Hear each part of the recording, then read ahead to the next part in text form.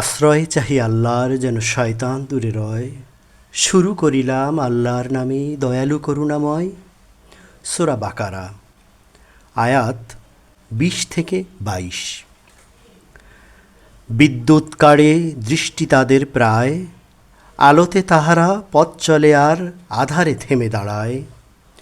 চাইলে তাদের শ্রবণ দৃষ্টি কাড়িতে পারেন খোদা, নিশ্চয়ই তিনি সর্ববিষয়ে শক্তি রাখেন সদা। হে মানুষ, করো তোমাদের প্রতিপালকের ইবাদত, যে মালিক পাকজাত, করেছেন তোমাদেরকে সৃজন পূর্বশ্বরীকে আরও, যেন সকলেই ফরেজগার মোত্তাকি হতে পারো। মাটি করেছেন তোমাদের তরে বিছানার মতো, আর স্তম্ভবিহীন আকাশকে ছাদ করে দিয়েছেন তার। তোমাদের তরে আসমান থেকে পানি করে বর্ষিত, যিনি করেছেন ফলমূল আর রিজিক উৎপাদিত।